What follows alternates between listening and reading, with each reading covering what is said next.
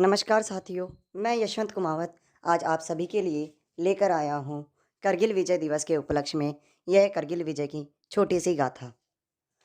सन 1999 जोजिला से लेह तक Indian army की सिर्फ एक ही ब्रिगेड तैनात होती थी।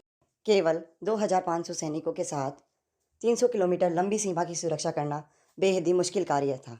14 से 18,000 फीट की ऊंचाई वाली इन बर्फीली चोटियों पर रहना बहुत ही कठिन था।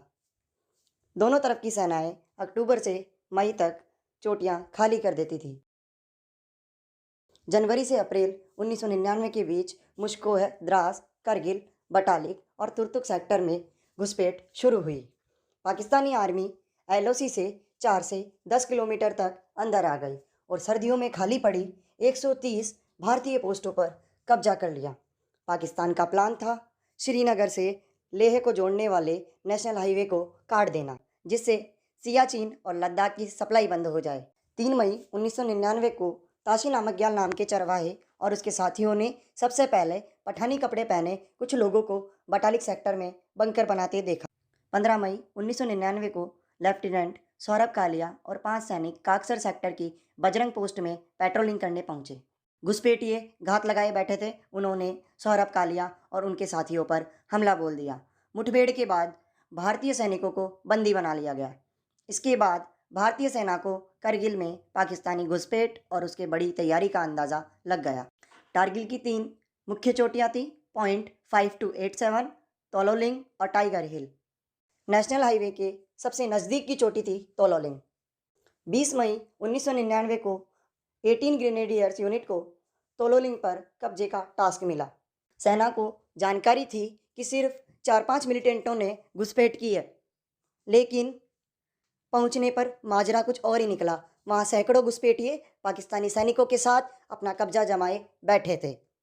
सेना ने वहां हमला किया। 13 जून 1999 को भारतीय सेना ने तोलोलिंग पर कब्जा जमा लिया। इसमें 18 ग्रेनेडियर्स यूनिट के 25 सैनिक शहीद हो गए। 17,410 फीट की ऊंचाई पर रणनीतिक रूप से बेहद जरूरी टाइगर हिल।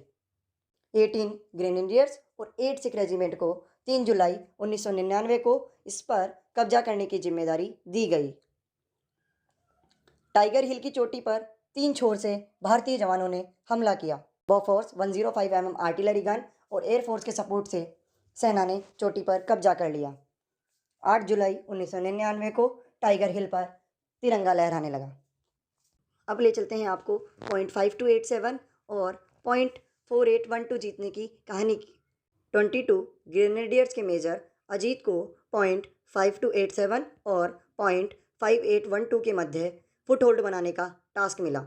घुसपैठियों के पास पहुंचकर मेजर अजीत की टोली ने नारा लगाया, नाराए तकबीर। घुसपैठियों ने अपनी टुकड़ी समझ गोलीबारी रोक दी। पास पहुंचकर भारतीय जवानों ने घुसपैठियों को मार गिराया और बाकियों को खदेड़ दिया।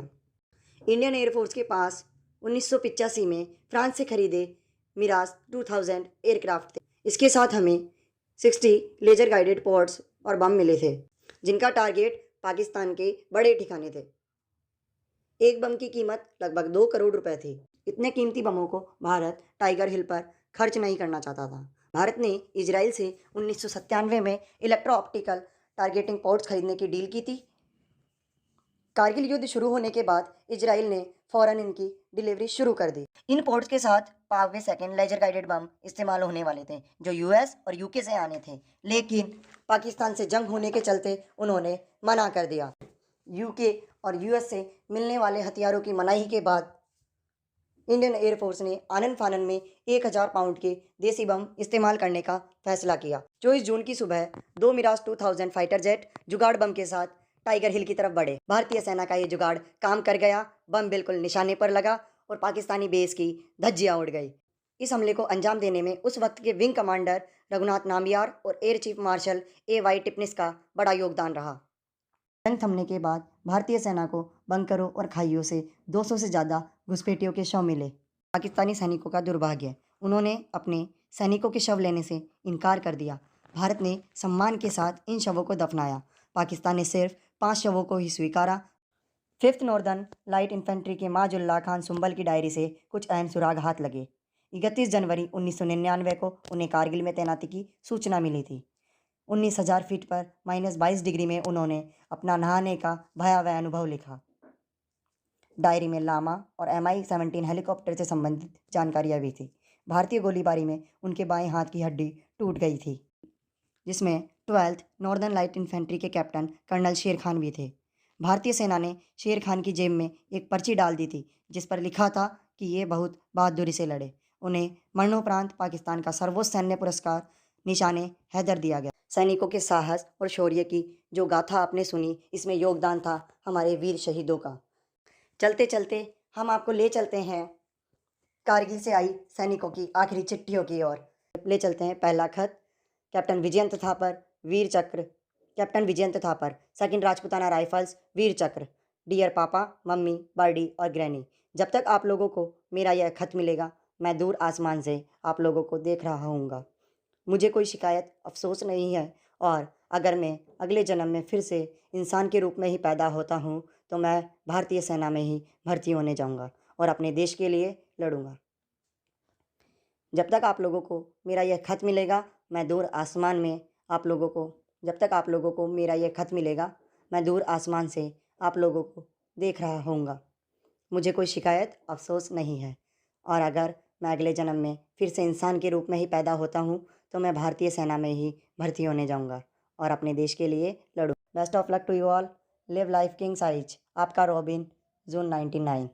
दुश्मनों से लड़ते हुए कैप्टन विजयंत थापर 29 जून 1999 को कारगिल में शहीद हो गए। कैप्टन मनोज कुमार पांडे, जिन्हें मरणोपरांत परमवीर चक्र से नवाजा गया। इन्होंने अपने दोस्त पवन को यह पत्र लिखा। जितने लोगों को हो सके मेरा यह लेटर पढ़कर सुनाना। मुझे तुम्हारे दोनों पत्र मिले, दोनों लड़ाई के बीच में ही मिले। इस हाई एल्टीट्यूड पर दुश्मन के साथ लड़ाई सच में मुश्किल है। दुश्मन बंकर में छिपा है और हम खुले में हैं। दुश्मन पूरी प्लानिंग के साथ आया है और वह ज़्यादातर चोटियों पर कब्जा कर चुका है। शुरुआत में हमारी स्थिति बहुत ख़राब थी, लेकिन अब हालात नियंत्रण में हैं। मैं 4 बार मौत का सामना कर चुका हूँ। शायद कुछ अच्छे कर्म के कारण अब भी जिंदा हूँ। हर दिन हमें देश भर से चिट्ठियाँ मिल रही है। इसमें लिखा है जस्ट डू इट।